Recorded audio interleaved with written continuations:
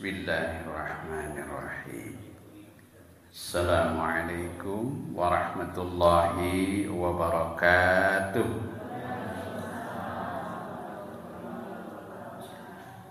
Alhamdulillahilladzi lam yattakhid walada wa lam yakul lahu syarikun bil mulki wa lam yakul lahu waliyyun minaz zulli wa kabbirhu takbira.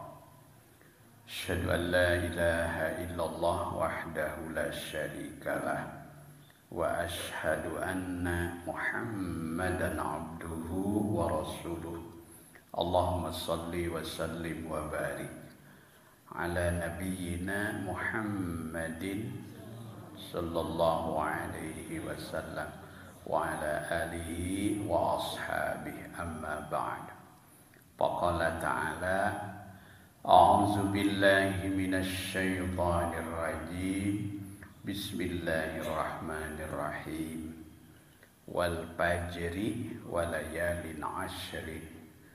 Wa qala ta'ala inna awwala baitin wudi'a lin-nasi lalladzi bi Bakkah mubarakan wa hudan lil 'alamin.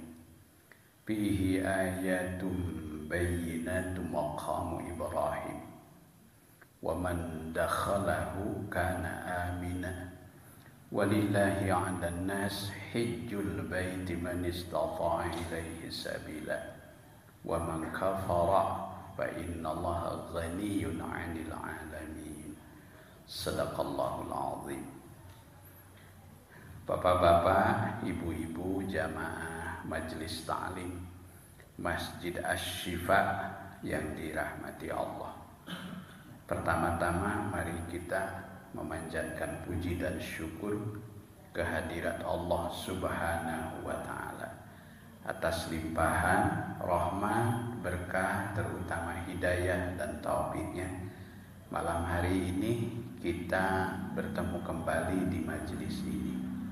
Mudah-mudahan dicatat oleh Allah menjadi amal soleh, menjadi ibadah dan amal soleh yang dicintai oleh Allah Subhanahu wa ta'ala.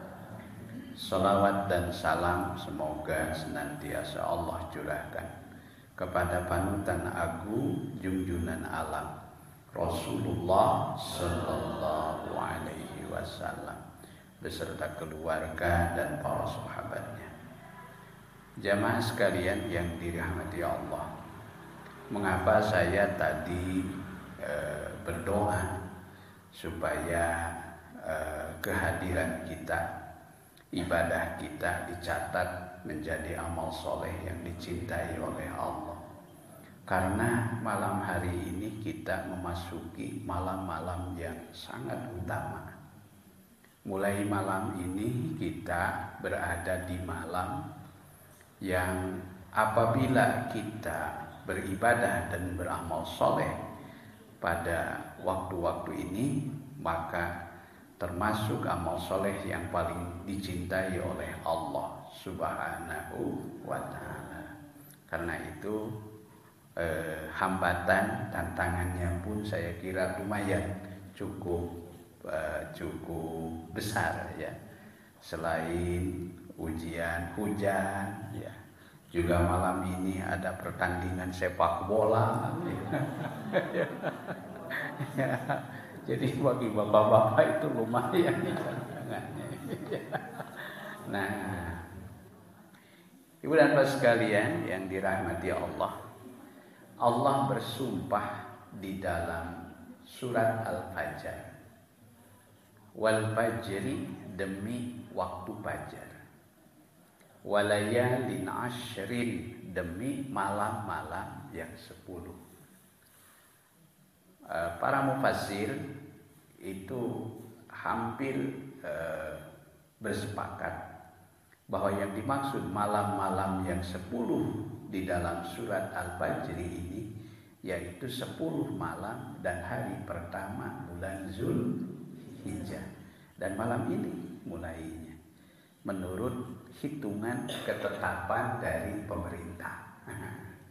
Jadi pemerintah melalui Departemen Agama kemarin sudah melakukan sidang isbat, menetapkan permulaan bulan Zulhijjah. Nah, malam hari ini menurut perhitungan pemerintah.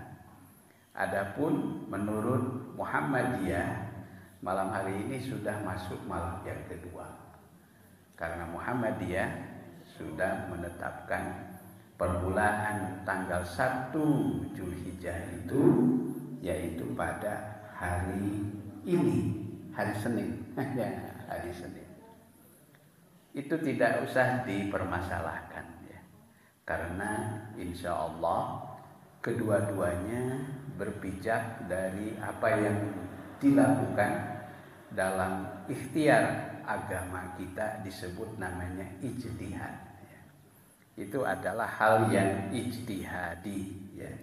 Dan insya Allah setiap upaya-upaya ijtihadiyah maka itu akan mendapatkan nilai dan pahala dari Allah Subhanahu wa ta'ala.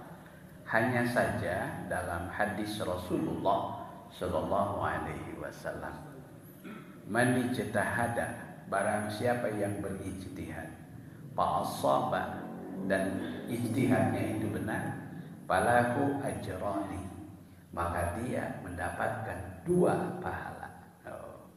Wa man ijtahada, dan barang siapa yang berijtihad, fa akhta'a, dan ternyata ijtihadnya itu salah, falahu ajrun wahid, maka baginya mendapatkan 1 pahala. Tuh dua-duanya kayak nilai di Allah Subhanahu wa ta'ala. Janten tekedah dipertentangkeun ya.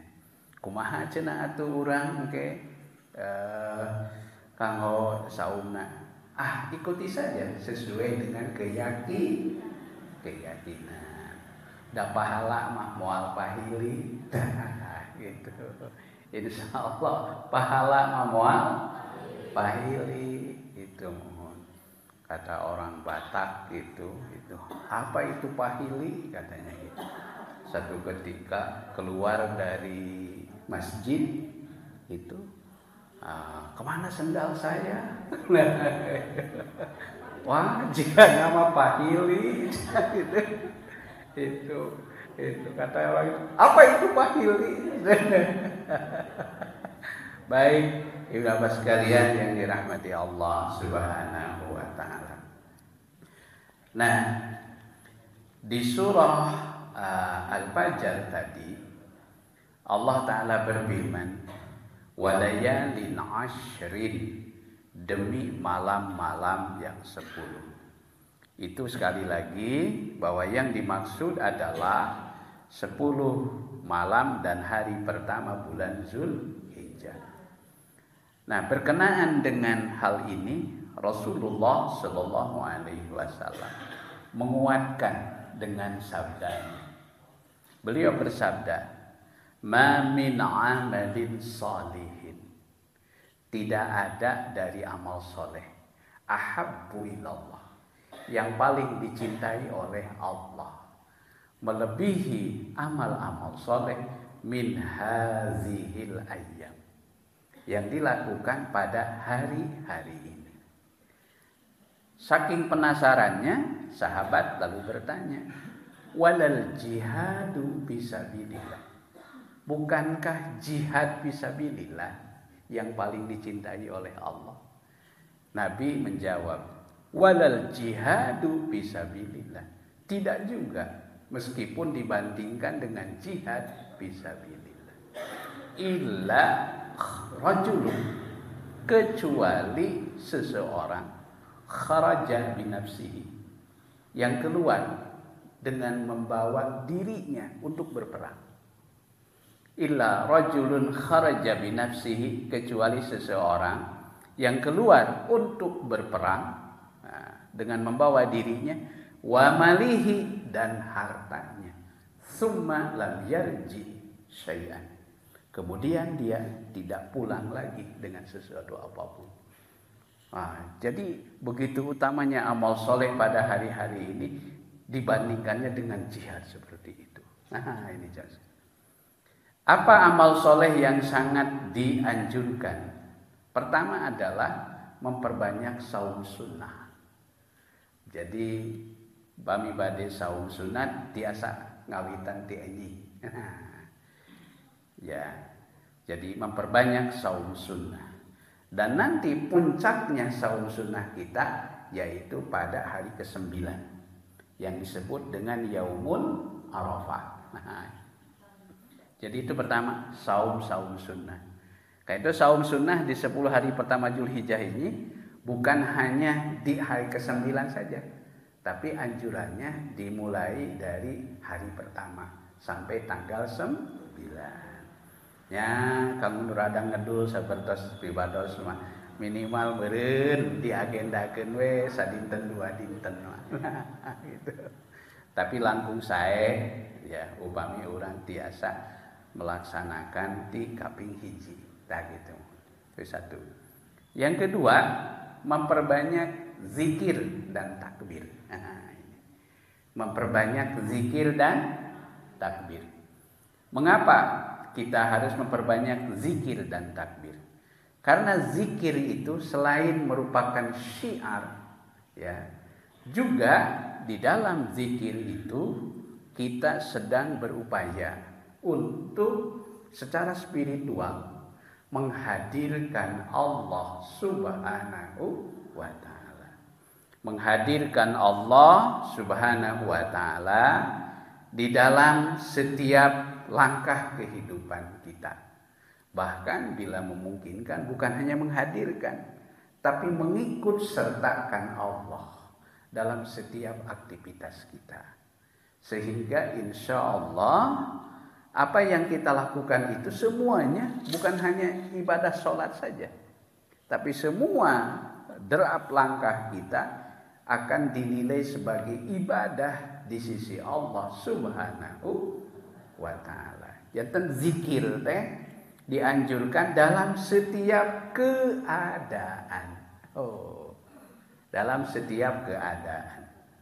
Nah, coba ibu bapak sekalian baca surat Ali Imran, tuntunan berzikir.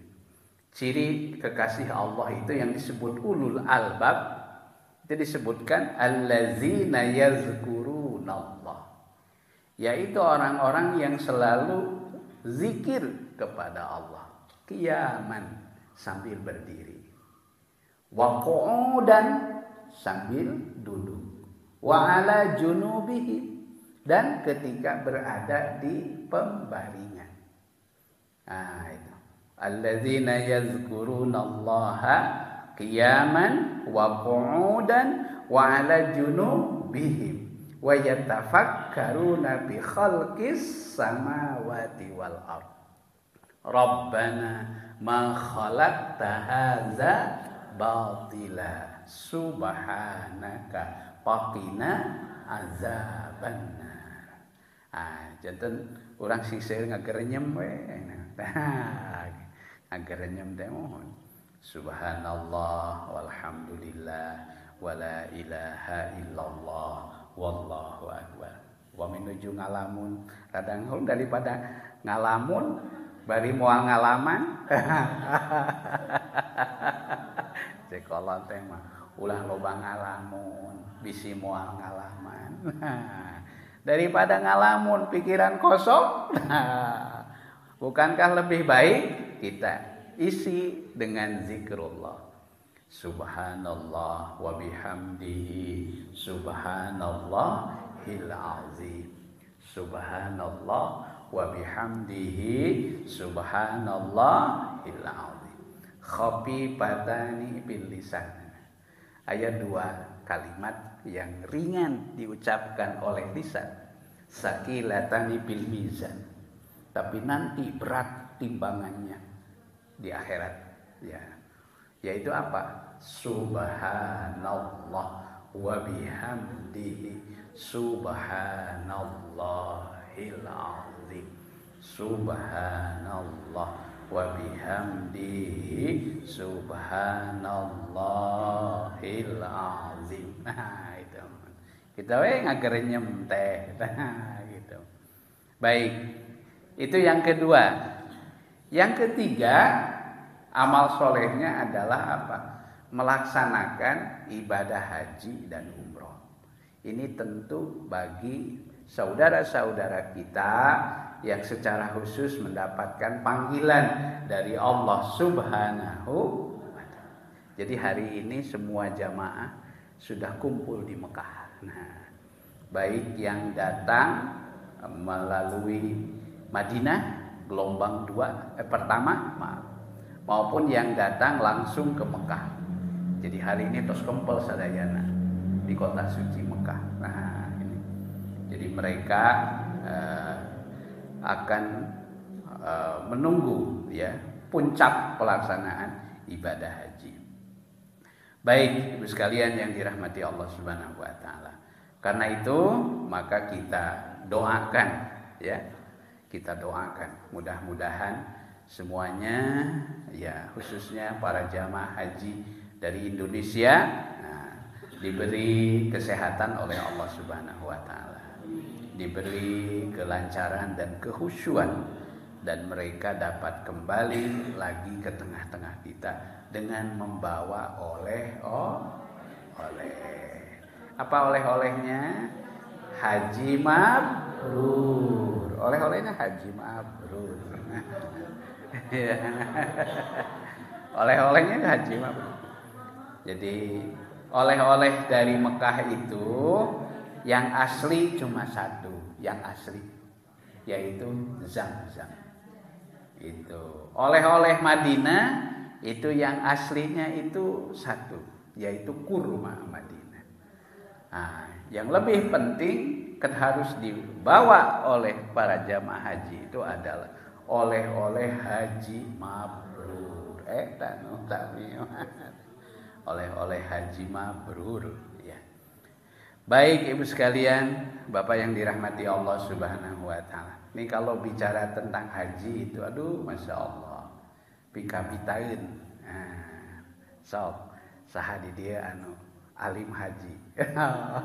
Cung haji. Sadayana pasti hoyong ka haji. Hoyong ka haji ya. Mengapa? Karena dia merupakan obsesi setiap muslim, cita-cita ya, keagamaan setiap muslim. Itu atuh da pikabitaeun pahalana ge atuh. Itu al-hajjul mabrur. Haji mabrur itu laisa lahul jazaa'u. Tidak ada pahala yang layak baginya illal jannah, kecuali surga. Kecuali surga. Itu barang siapa yang beribadah haji katanya dengan niat yang ikhlas, dijalankan dengan syariat yang benar, kemudian juga dia penuhi etikanya, tidak rafas, falam yarfas, walam yafsuk, tidak rafas dan tidak pusuk, tidak jidal, maka dia akan kembali keadaannya itu kalladzi waladathu ummuh, seperti orang yang baru dilahirkan oleh ibunya. Itu pikabitain haji itu. Nah, jadi melaksanakan ibadah haji dan umroh bagi mereka yang berkesempatan mendapatkan undangan dari Allah Subhanahu wa Ta'ala. Saya ulang, satu, memperbanyak saum sunnah. Yang kedua, memperbanyak zikir dan takbir. Yang ketiga tadi melaksanakan haji dan umroh. Yang keempat yaitu apa? Melaksanakan ibadah kurban. Ibadah kurban ya. Berdasarkan pada firman Allah di dalam Al-Qur'an, a'udzubillahi minasyaitonirrajim, bismillahirrahmanirrahim, inna a'tainakal kautsar fasholli li rabbika wanhar inna syani'aka huwal abtar. Inna a'tainakal kautsar fasholli li rabbika wanhar. Sesungguhnya kami telah memberikan kepadamu wahai Nabi nikmat yang melimpah, ya, al-kautsar itu. Fasholli li rabbika, maka salatlah engkau karena Tuhanmu, wanhar, dan berkurbanlah. Inna syani'aka huwal abtar. Sesungguhnya orang yang benci kepadamu, maka dialah yang abtar. Nah, jamaah sekalian yang dirahmati Allah, sedikit pengetahuan tentang kurban. Dalam bahasa fikih, dalam literatur fikih, tidak dikenal istilah kurban. Dalam literatur fikih populernya disebut namanya udhiyah. Udhiyah. Pami diterjemahkan dalam bahasa Sunda bisa diterjemahkan dengan pepencitan. Itu udhiyah. Udhiyah. Nah, pepencitan, ya. Udhiyah. Yakni hewan yang disembelih pada waktu duha. Karena dianjurkan penyembelihannya pada waktu duha. Waktu duha itu waktu antara pukul 7 sampai pukul 11. Itu waktu yang paling afdal untuk melakukan penyembelihan. Kapan? Yaumul Id, pada hari raya. Dan hari-hari tasyrik. Nah, karena itu maka hari rayanya disebut namanya Idul Adha. Hari raya penyembelihan. Ya, adha itu sih dari kata doha. Doha yadha itu. Nah, hukumnya apa? Maaf sedikit. Dinamai kurban karena apa? Karena niat utamanya dari ibadah itu, ingat, niat utamanya, ya, apa niat utamanya? Taqarruban ilallah. Niat utamanya dalam rangka taqarrub, mendekatkan diri kepada Allah Subhanahu wa ta'ala. Maka dari situlah sejarahnya ibadah itu kemudian disebut kurban. Sejak kapan ibadah ini diperintahkan? Sesungguhnya ibadah kurban itu diperintahkan jauh sebelum Nabi Ibrahim. Dia diperintahkan kepada kedua anak dari Nabi Adam, yaitu kepada Qabil dan Habil. Itu bisa dibaca penjelasannya ada di surat Al-Maidah ayat 27. Allah Ta'ala berfirman, a'udzubillahi minasyaitonirrajim.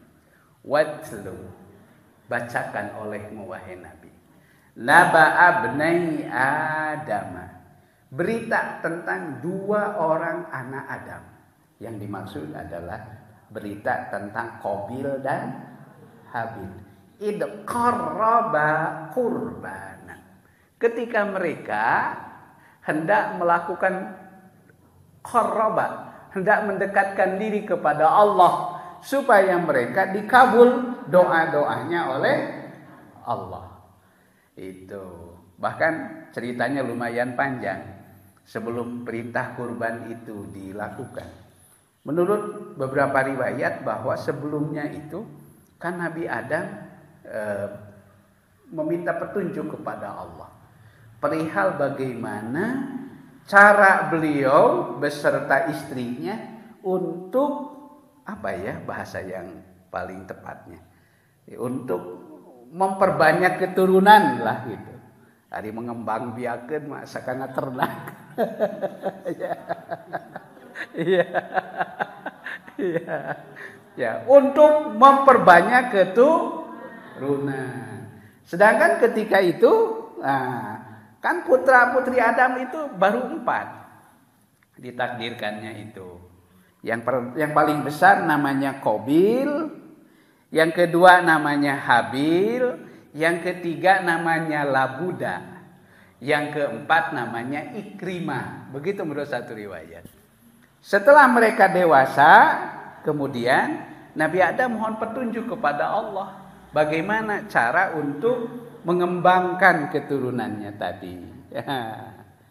Maka turunlah perintah Allah agar mereka ditikahkan, tetapi dengan cara disilang itu.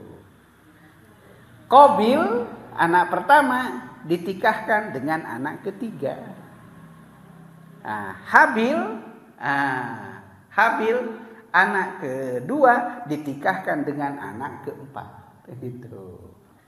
Nah, gitu katanya ini ya. Ya, pokoknya disilangkan ini.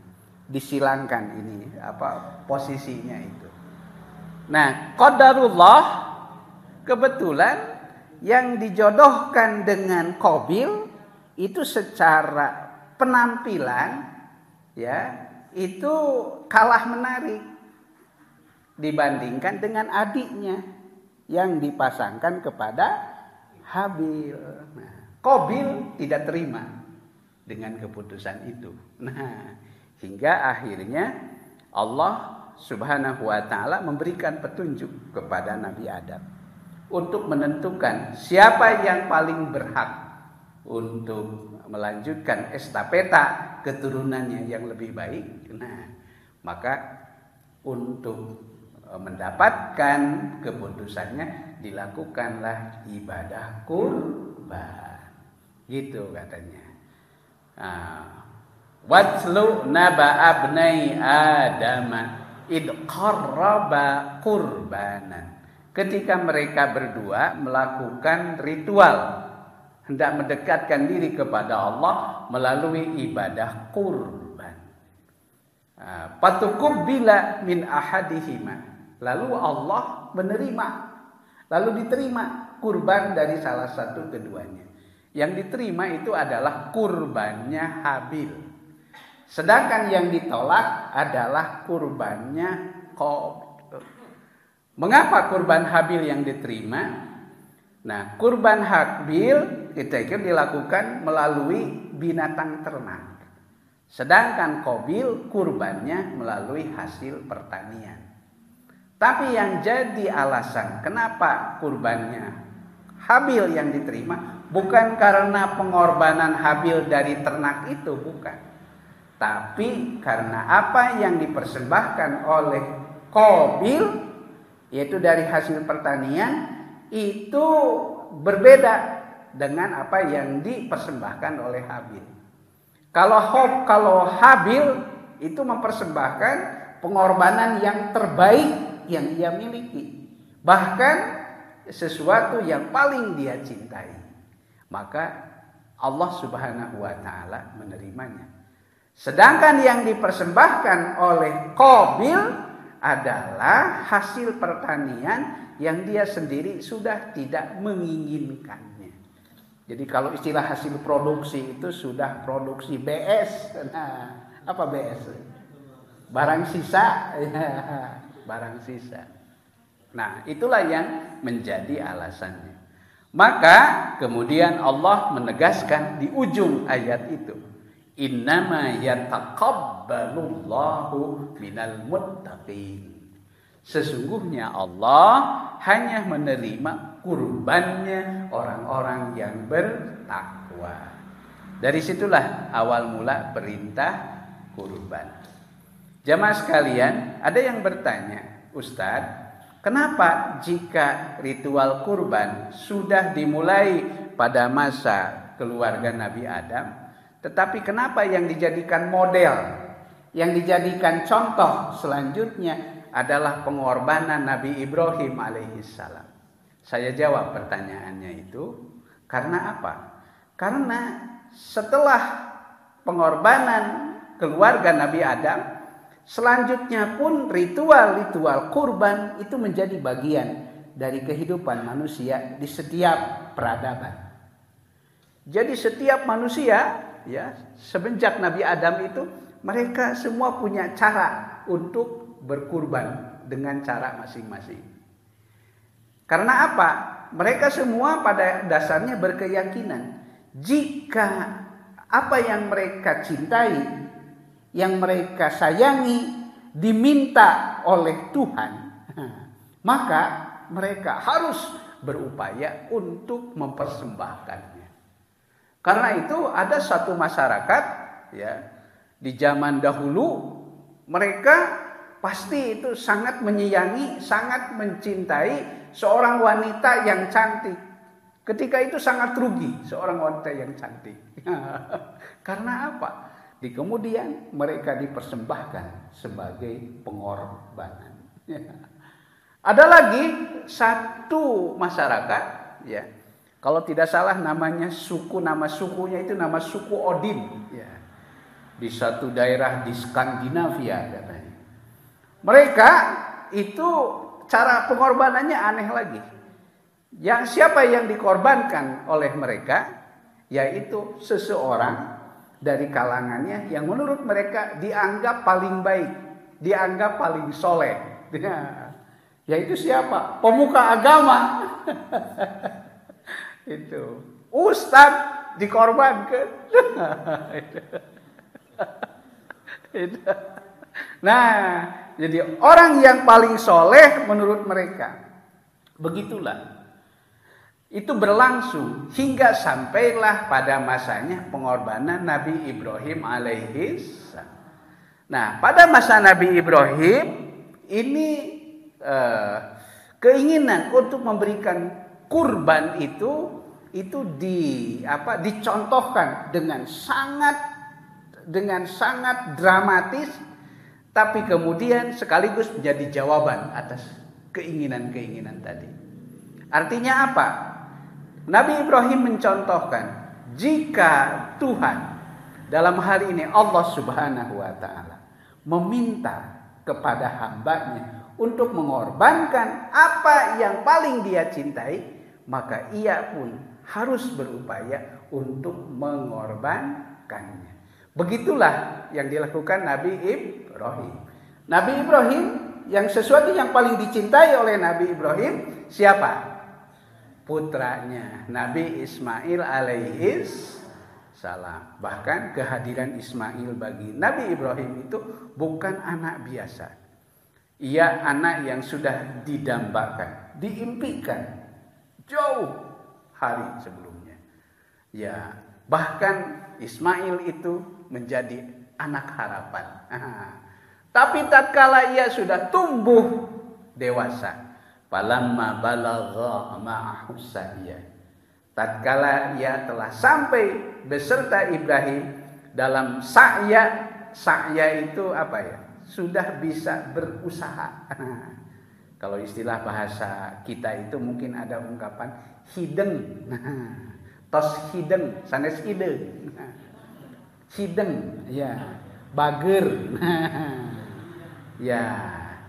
Falamma balagha ma'ahu sa'ya, qala, berkata Ibrahim, ya bunayya, hei anakku, inni ara fil manam, sesungguhnya aku melihat di dalam tidurku, anni adbahu, sesungguhnya aku menyembelihmu, fanzur madza tara, maka perhatikan bagaimana menurut pendapatmu. Lalu Ismail setelah mendengar apa yang disampaikan oleh ayahnya itu, ia berkata, qala ya abati al-ma tu'mar, hei ayah, lakukan apa yang diperintahkan oleh Allah kepadamu. Satajiduni insyaallah, niscaya engkau akan mendapatiku insyaallah minas sabirin, termasuk orang-orang yang sabar. Inilah contoh keberhasilan Nabi Ibrahim alaihis. Ia berhasil mendidik seorang anak, ya, yang bukan hanya tadi nalang, bukan hanya cerdas, bukan hanya pinter, tapi dia taat kepada Allah. Mungkin kalau anak sekarang ceritanya lain. Ya itu. Paling juga yang pantas dikurbankan mak ayah. Anu harapan hidupna sakedeung deui. Abdi mah harapan hidupna masih panjang. Nah, Tapi tidak demikian dengan Nabi Ismail. Akhirnya Allah tunaikan. Nabi Ibrahim tunaikan apa yang menjadi perintah Allah. Dan setelah Allah menyatakan bahwa Nabi Ibrahim telah lulus dengan ujian itu, maka kemudian Allah berfirman, "Fafadainahu bidabhin azim, bikabsin azim." Maka aku menggantikan dia bidabhin azim, dengan sembelihan yang besar. Yaitu dengan kambing kibas. Maka aku tebus dia Ismail itu dengan sembelihan yang besar. Mengapa ditebus tadi? Sebab dalam ajaran Islam benar bahwa jika Allah telah meminta dari hambanya untuk mengorbankan apa yang dia inginkan, tetapi pada saat yang sama Allah Subhanahu wa ta'ala memandang bahwa manusia terlalu mulia untuk dijadikan objek pengorbanan. Manusia terlalu mulia untuk dijadikan kurban. Terlalu mulia. Bahkan Al-Quran, ajaran Islam justru sangat menghormati, menjunjung tinggi, memuliakan manusia. Dalam Al-Quran Allah berfirman, "Walaqad karramna bani Adam." Dan sungguh kami telah memuliakan anak Adam. Begitu mulianya kita anak Adam ini, wa hamalnahum bil barri wal bahri. Kami angkut mereka di daratan dan di lautan dengan alat transportasi tersendiri. Berbeda dengan binatang ternak. Saya dulu ketika di kampung waktu masih kecil, kalau mau pergi ke satu tempat dengan kawan-kawan, sok rame-rame naik karena kolbak. Terang kolbak? Kolbak. Kalau kolbak paranti naik naon? Sayuran. Paminga langkung deh ke hiji tempat itu teh. Tepang jeung rencangan langsung di komentari.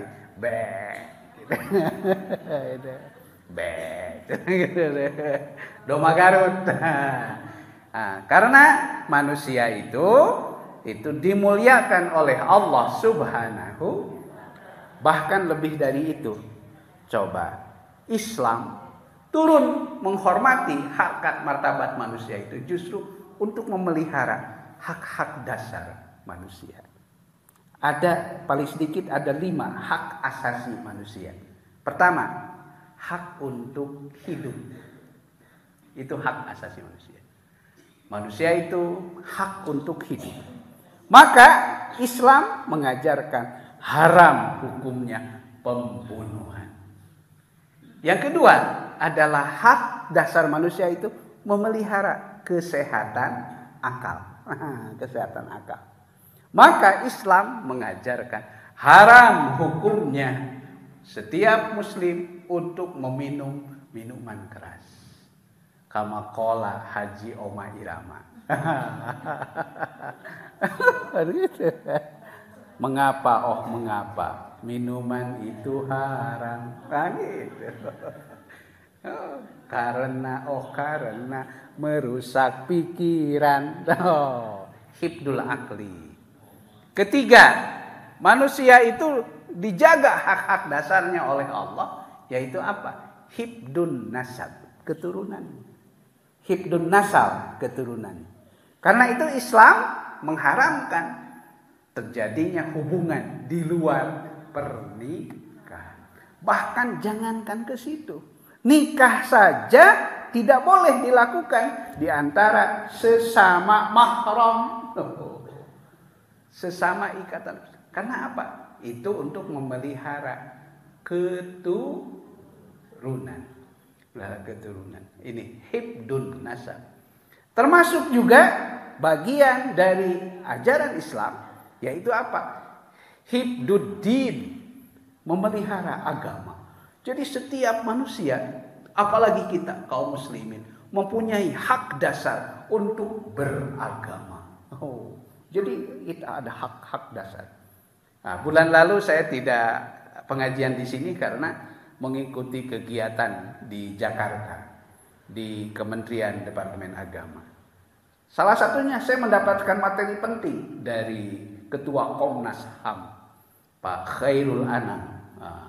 Beliau menyampaikan tentang hak-hak dasar keagamaan bagi setiap manusia, terlebih lagi bagi setiap muslim. Nah, hifduddin, ya. Nah, terakhir termasuk hak asasi manusia yang dilindungi oleh agama itu disebut namanya hifdul mal, memelihara harta.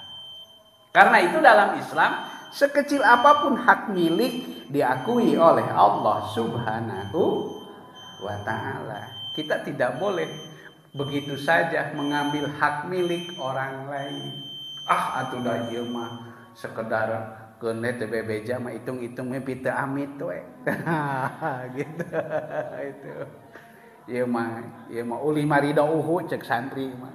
Ieu mah anggap we dikanyahokeun ridona. Didalilan teu kengeng eta teh namina naon gasab namina itu begitu sederhananya hak milik dilindungi di dalam Islam. Al-ghasbu haramun. Apalagi nauzubillah kalau melakukan pencurian, ini pelanggaran hak-hak dasar. Karena itu Islam sangat melindungi hak asasi manusia. Baik ibu-ibu, bapak-bapak, saudara-saudaraku yang dirahmati oleh Allah Subhanahu wa ta'ala. Jadi kembali tadi pada pembicaraan kita, ya, ada amal soleh yang ditekankan. Satu, memperbanyak saum sunnah. Yang kedua, memperbanyak zikir dan takbir.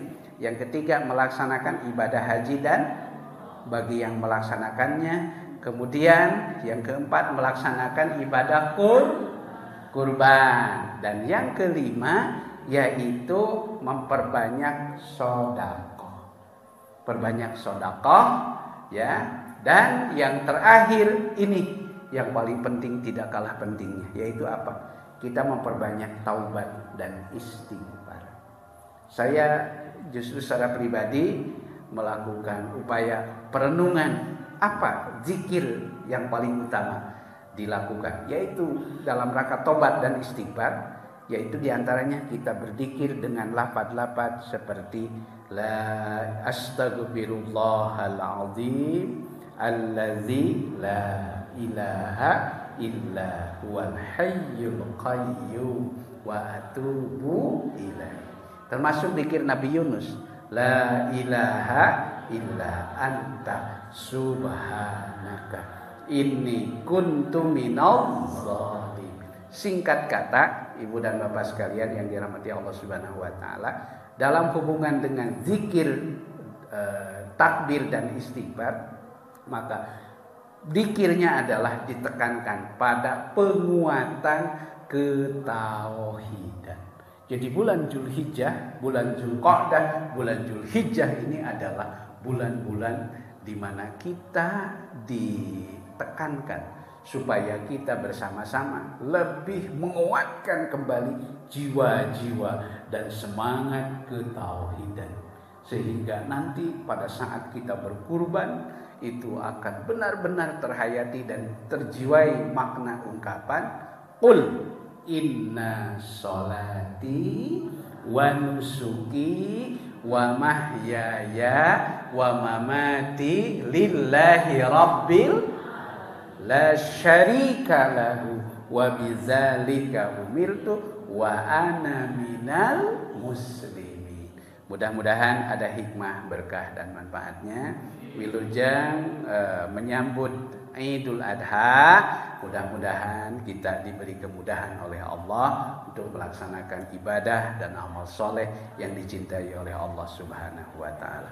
Rabbana innana sami'na munadiya yunadi lil iman an aminu bi rabbikum fa amanna rabbana faghfir lana dzunubana wa kaffir 'anna sayyi'atina wa tawaffana ma'al abrar rabbana taqabbal minna innaka antas samiul 'alim wa tub 'alaina innaka antat tawwabur rahim rabbana atina fid dunya hasanah wa fil akhirati hasanah wa qina adzabannar wa sallallahu ala nabiyyina Muhammadin wa ala alihi washabihi wasallam walhamdulillahi rabbil alamin. Assalamualaikum warahmatullahi wabarakatuh.